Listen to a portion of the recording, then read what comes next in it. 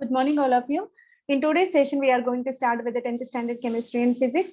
Unit 12, carbon and its compounds, series number 4 is going to be discussed. In the earlier sessions, we completed what is the carbon valency, what's the electronic configuration, how electronegativity is imparted to the carbon, and what kind of hybridization process are possible in order to get carbon-carbon single bond, carbon-carbon double bond, carbon-carbon triple bond. Various compounds and their bond angles, geometry, and also bond lengths of all these compounds were discussed in the earlier session. In addition to all these, we already completed Unit 1 to Unit 11, entire detailed explanation available on the channel called the World of Competitive Chemistry. Now we entered into series number 4, where the concept of allotropes of carbon is going to be discussed. Okay, so let us enter into our today's concept, Unit 12, carbon and its compound, series number 4. So here, first of all, we have to know what is meant by allotropes of carbon. So as we know that carbon having the property of catenation, because of that reason, carbon able to form the wide range of organic compounds. Then here is another property called allotropic nature. The property of an element to exist in two or more physical forms are more or less similar chemical properties, but different physical properties are imparted. This phenomenon is said to be a allotropy. Okay, so let us take carbon. So carbon available in the form of coal, as also it is also available in the form of diamond. So both are composed of carbon itself, but their representation, their texture, as well as their physical and chemical properties are varied. So this kind of nature which imparted for the carbon is said to be a allotrope. So along with the carbon, so many kind of elements which present in the modern periodic table exhibit allotropic nature, right? So phosphorus, red phosphorus, white phosphorus, so many types are available, and even sulfur exhibit allotropy. In this manner, here also, carbon able to exist in more than one kind of physical forms where the deviation in the physical and chemical properties are possible. Different forms of elements are called allotropes. When you go with carbon, coal, as well as there's a diamond, fullerene, all these are said to be allotropic forms. These are called allotropes, and the phenomenon is described as a allotropy. Allotropes forms due to the different in the arrangement of atoms. So composition remains same. All are made up of even carbon itself, but their representation, their arrangement will be varied. So simplest example is shown here. Here you can see the various arrangements are provided. All are existing in the hexagonal arrangement. These hexagons are repeated for several times and a layered structure will be there. This is the simplest graphite allotrope. Graphite is allotrope where you can find in the lead of pencil, and this is called fullerene. So fullerene where you can find the same carbon, but here arrangement is different. Some are existing in hexagons, some are existing in pentagons. So here there is an arrangement of hexagonal and pentagonal arrangement. You can observe in this a ball type of structure called a Buckminster fullerene, right? So in this manner, even both are made up of single carbon, but their arrangement of atoms are varied so that their properties also changed. This is the property called allotropy, and these are said to be allotropic forms. Now let us see how many ways allotropic forms of carbon can be represented. Coal is the simplest example where amorphous arrangement will be there. Here is the carbon type of atoms which existing in coal. And another graphite, layered structure will be there, such kind of layered. Because of such layers, they stayed one upon another. Hence, graphite most probably used as a lubricant. And another is about diamond. Diamond is also another allotrope of carbon where all the carbon atoms are regularly arranged in a three-dimensional systematic arrangement. That's the reason why it imparts a very strong and hardness to this material.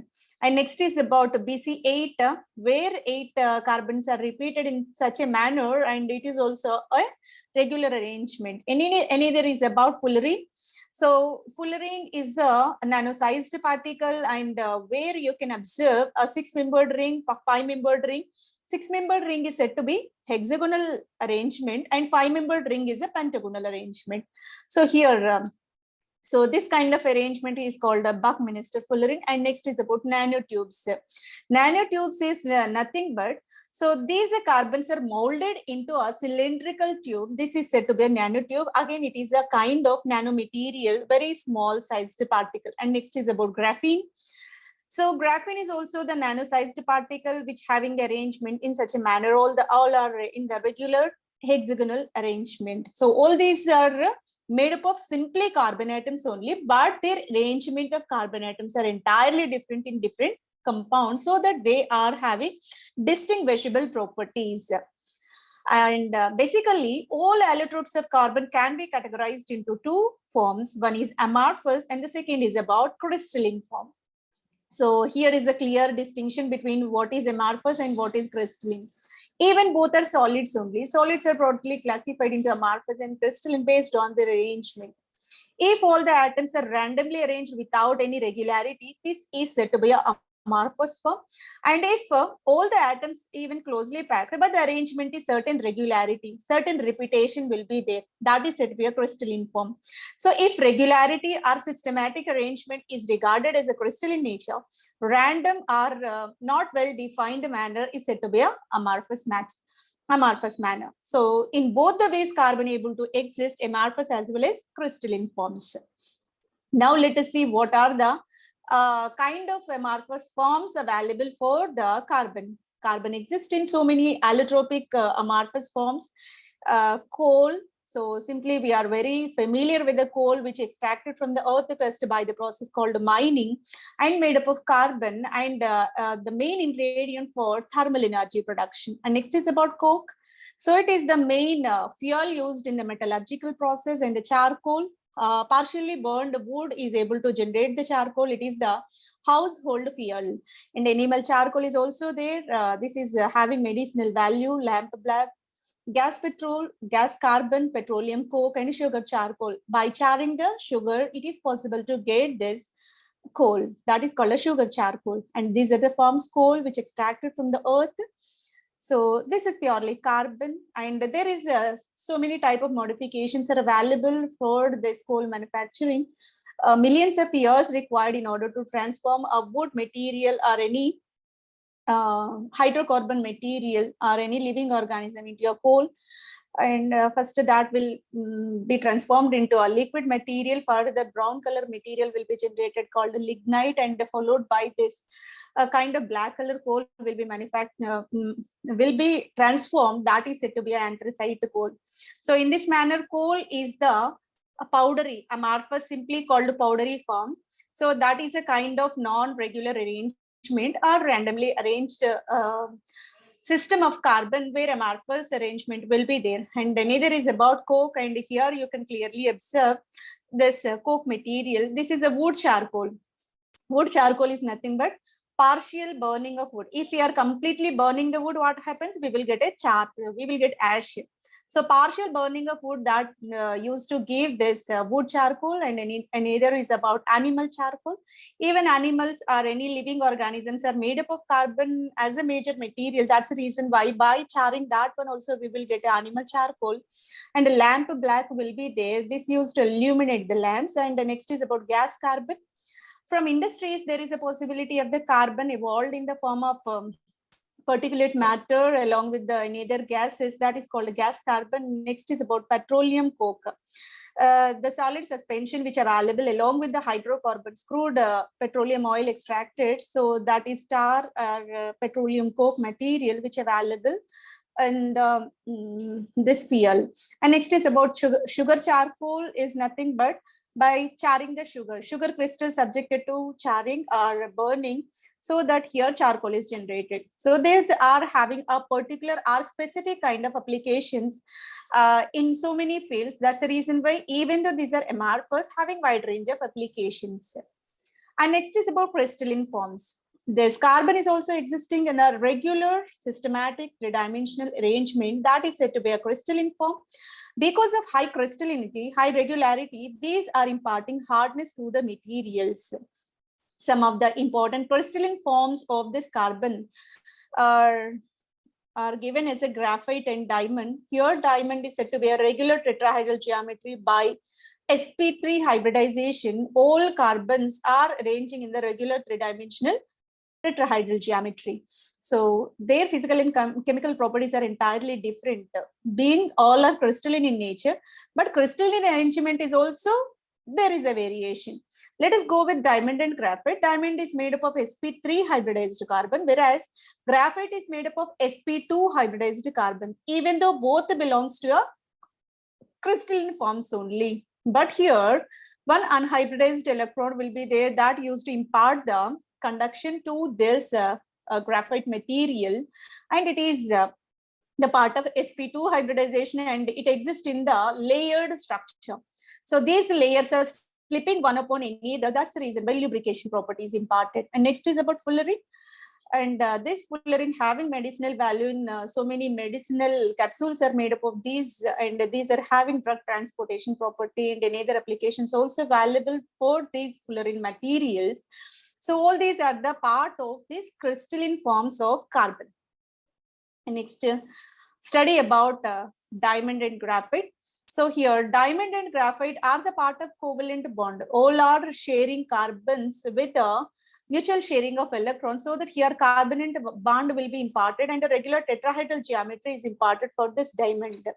So it here you can clearly observe tetrahedral arrangement. Around the carbon, four other carbons will be surrounded in its vicinity. So same will be extended in such a manner.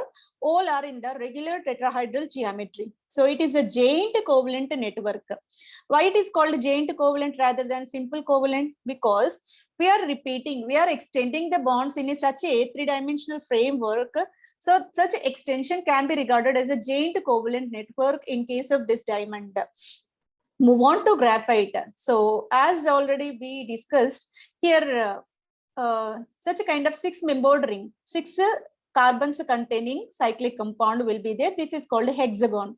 Such hexagons will be arranged in one plane, in another hexagonal structure, another plane.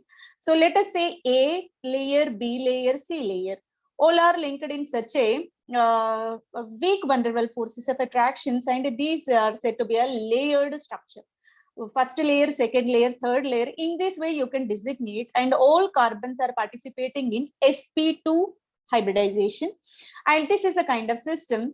Graphite sp2 hybridization will be there, and a regular arrangement, because the same will be repeated in a particular periodical interval. So this is said to be another crystalline isomer of carbon called graphite. And another molecule we are going to describe here will be a Buckminster fullerene, where carbon atoms are arranged in both the forms. One is a six-membered ring arrangement called hexagon, five-membered ring arrangement called a pentagon. This is said to be a C60. C60 in the sense, in this entire ball-like structure, you can find 60 carbon atoms. But along with this carbon 80, carbon 120, carbon. So in that manner also nanomaterials were synthesized, but most significant material will be C60. Here carbon 20 is also available. So many kind of nano-sized particle based on the number of carbons imparted in that structure are there. But here carbon 60 is specifically denoted as a Buckminster fullerene, which is the important ingredient in nanochemistry.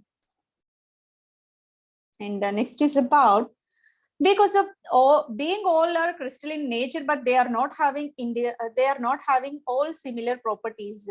That is purely because of their arrangement.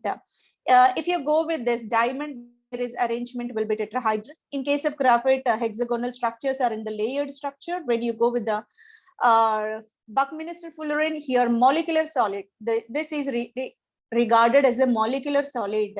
So that's the reason why their arrangement of atoms are different. That so consequently their properties also varied. So various kind of physical properties, especially physical properties, are imparted for all these allotropic forms of carbon. So we are having extensive study about diamond over here. In diamond, each carbon atom undergoes excited sp3 hybridization. So in the earlier class itself, we completed sp3 hybridization, 2s orbital with one electron and 2p orbitals 3 degenerated orbitals with each electron in each orbital. So they will participate in sp3 hybridization. One s orbital, px, py, pz. 3 p orbitals will participate in mixing. That is called hybridization. So that we will get sp3 hybridized orbitals of equal energy, equal bond angle, right? So this is a part of sp3 hybridization. That is a main thing which carried in this diamond. So each carbon atom has a regular tetrahedron environment. Being it is sp3 hybridized, already we are aware that sp3 hybridization always impart tetrahedral geometry. So that in